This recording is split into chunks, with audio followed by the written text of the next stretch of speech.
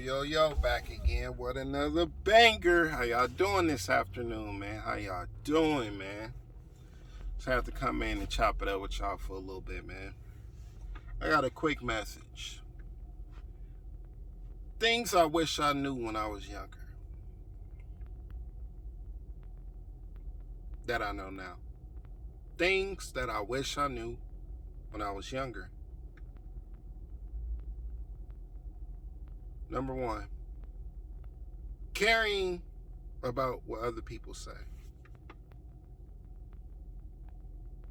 Caring about other people's opinions.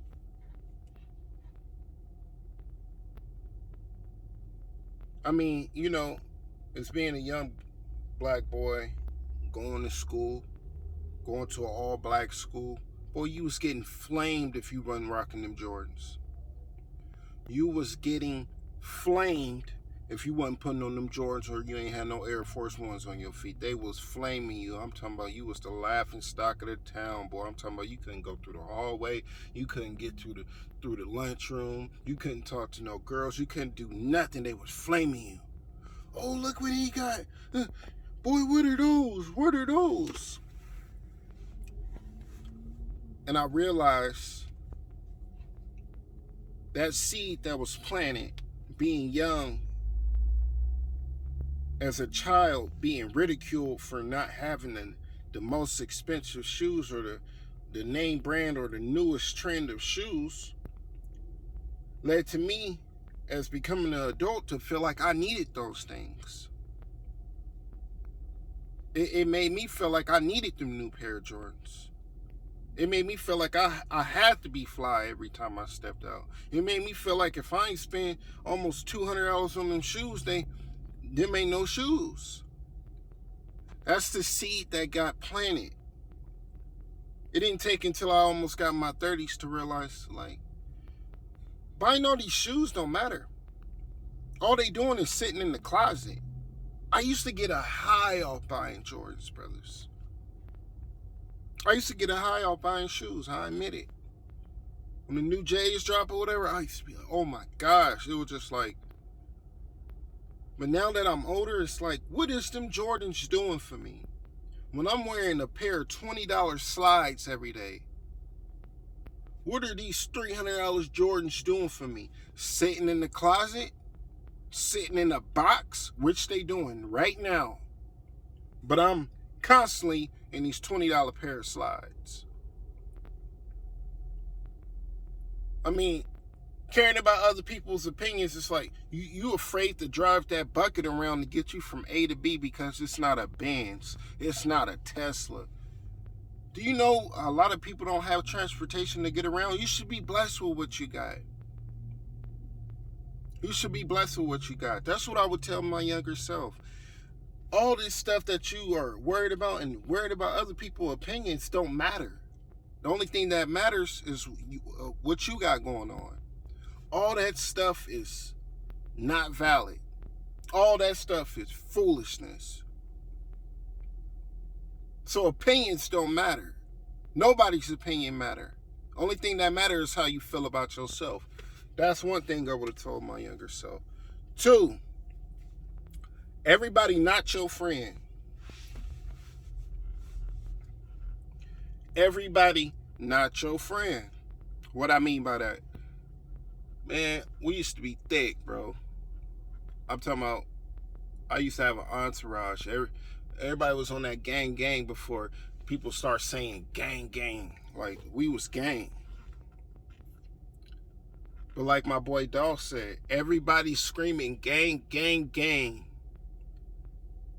But when them folks get in, you gonna tell on the whole gang. Man, I done been with dudes. I was running with dudes. I will swear, it was solid. Cutthroat. But when them folks got involved, I seen people switch sides. I seen that scarcity mindset come out of them. I seen a weakness that I never seen them do in the streets. I seen them become vulnerable when them folks get involved. I seen friends turn on each other, backstab each other, fight each other, even murder each other. Everybody is not your friend. They are just your associates. I had to learn that too. That's what I would have told my younger self. Everybody is not your friend, because the ones you smiling with, the ones you blowing them trees with, it's going to be the same ones that's going to be your biggest ops, or be the same ones who break into your house when you're not home, or be the same ones that spread rumors about you because you're not benefiting their process anymore. Everybody ain't your friend. In this life, as you get older, you realize your friends is probably like a handful of people. Out of those 30, 40 people that you kicked it with, you only got a handful of people who've been there, who've been solid with you, who've been real solid with you. So that's what I would have told my younger self. Everybody is not your friend. I had to learn that. I learned that through my youth, but I wish I would have known that before I started associating with a certain type of group. Number 3, following the crowd. Gotta be in the freshest gear. Gotta be in the drama. Always jumping into the next fights. Always just doing what all the homies was doing. Ditching school, smoking trees, chasing girls, doing this and that. All that stuff was very detrimental as a child. We thought it was fun. When I started seeing people lose their life, I started seeing people get addicted to drugs, I started seeing teenagers get pregnant, it was reality. Following the crowd. Don't follow the crowd. Don't try to be the hardest, toughest dude in the room. Don't try to jump into every fight that happens in school. Don't try to go to every party that everybody going to. Rest in peace to my boy Charles. Charles was a good dude, man. Solid dude. Always was fresh. Always had gear. He wasn't no threat. He wasn't no threat. He was just one of the pretty boy type dudes who had the clothes and the gear and the girls and whatnot. But he went to a house party, and when they started letting off shots, he lost his life. He lost his life. Didn't have nothing to do with nothing, just there trying to enjoy his time. Lost his life at 15, 16 years old. Gone. Following the crowd.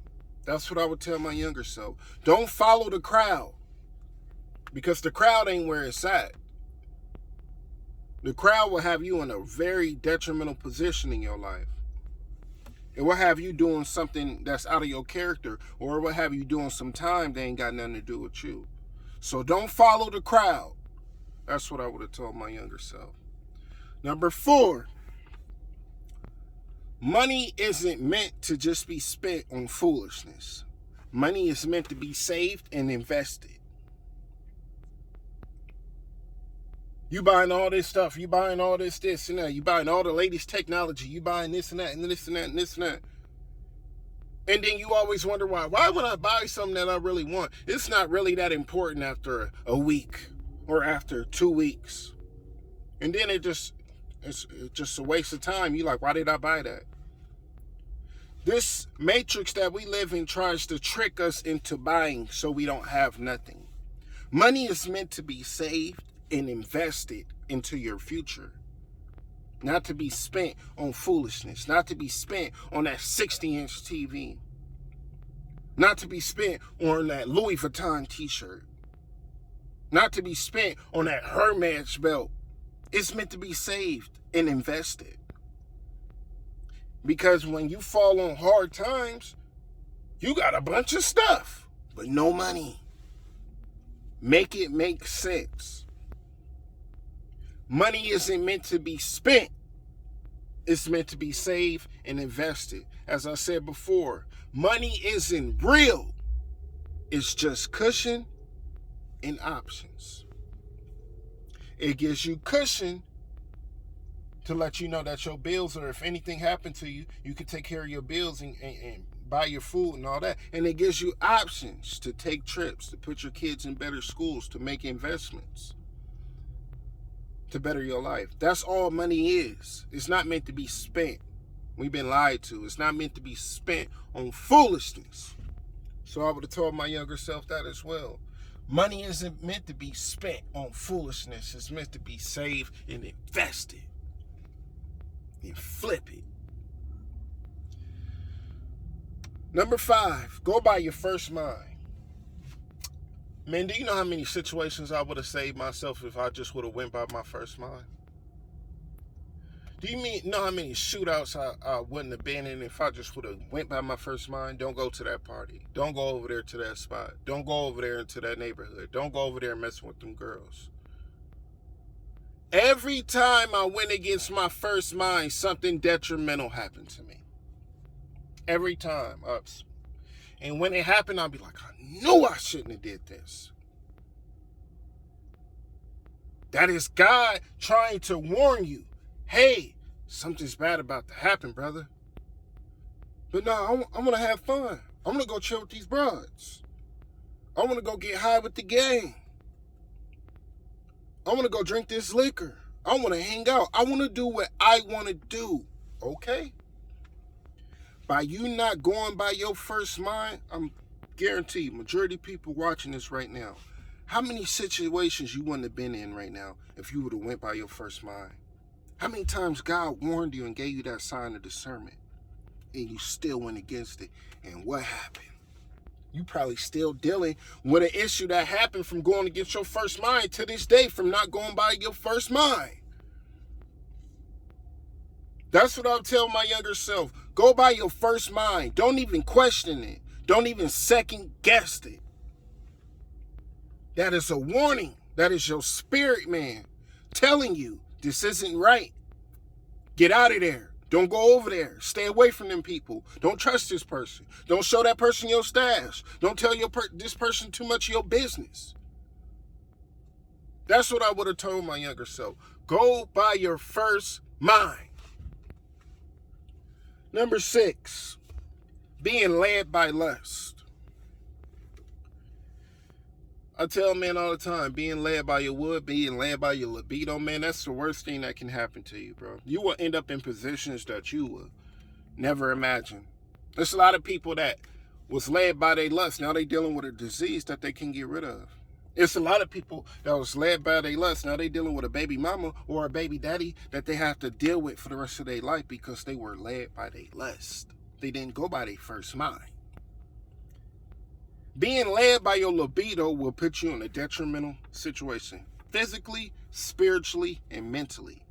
That's why you can't interact with everybody. That's why you can't exchange these sexual energies with everybody that you meet. You don't know these people until you know these people. You feel me? That's what I would have told my younger self. Don't be led by your lust. I didn't put myself in some detrimental situations being led by my lust. No, I never caught a disease, thank God. But I ended up in situations to where I shouldn't have been dealing with them people. I shouldn't have been dealing with them type of people. I shouldn't have been in that neighborhood chasing them broads. Because I was led by my wood. Everything I preach about to y'all is coming from experience, bro, because I didn't either seen it or did it myself. So never be led by your lust. That's what I would have told my younger self. Another thing, not being selfish. And this is for men. I'm not going to say women because women are built different. They built to love and to give and to support and all that. But as a man, you have to be selfish. You have to be selfish. You got to put yourself first in order to benefit your family. You got to take that risk in order to support everybody behind you. Business is a shrewd environment. It don't care about your kids. It don't care about your family. It don't care about what you're going through. Business is shrewd. It's very tricky and strategic. And if you have a move that you need to make in order to benefit your life and to benefit the ones around you, you got to take that move. You got to be selfish. I'm sorry. Everybody can't go. And if they don't like it, you're going to have to drop them because you're on a mission. You have to be selfish as a man sometimes in order to benefit those around you and yourself. Nobody understands what you're doing, but when the end result comes, they be like, okay, I see what you was doing now. Yeah, I had to sacrifice. I had to be selfish. Because if you wasn't selfish, you wouldn't be where you at today. If I would have, that's what I would have told my younger self. You're not being selfish, it's being detrimental to yourself. Putting other people before you is killing your dreams. Putting other people before you is creating their reality, not your reality. That's what I would have told my younger self. To be selfish when it's time to be selfish. And stop putting people, places, and things before you. If I can go back, that's what I would tell my younger self. And the last thing, living in the world. Living in the world. I said before, the idle mind is the devil's playground. The devil dwells in majority of people. You know, he's in and out of people, in and out of people, in and out of people. The devil is a trickster. He is the master manipulator of your mind. The devil can't make you sin, but the devil can make you want to sin. He can trick your brain to be like, ooh, that looks tasty. He can manipulate your mind into doing it. He can't physically throw you into sin. He can manipulate this thing right here. When you realize that you're living in the world, then you realize this is all an illusion. All of this stuff is fake. Because all of this stuff, this is how you realize that you're living in the world. It's because you're chasing lust, you're chasing drugs, you're chasing everything to make you feel whole. But when all those things get taken away, you feel like a broken picture, like you're in pieces. Then you feel the stuff that you was chasing and doing all that stuff, it doesn't bring you joy. It's temporary joy. But it takes away from your peace. So living in the world takes away from your peace of mind because you idolize things and places and people in this world when you're supposed to idolize the Most High. That's what I would have told my younger self. Don't live in the world. Observe the world. Because everything you think is fun and happy and this and that right now will be a big detriment in your life. Everything that you chasing and the certain things that you dealing with and the certain things that you admire will have you losing your peace of mind. And when you lose your peace of mind, you basically dead. You basically dead when you lose your peace of mind. That's what I would have told my younger self. Stop living in the world. Because the world don't care. These are worldly things. And everything in this world the devil can jump into and jump out. He will paint an ugly picture to make it look pretty. It's like a dude selling you a gold chain. He like, hey, I got this gold chain and this and that. Gold chain, it look nice. Then you spend your money with him. Then you go to the pawn shop and find out if it's real.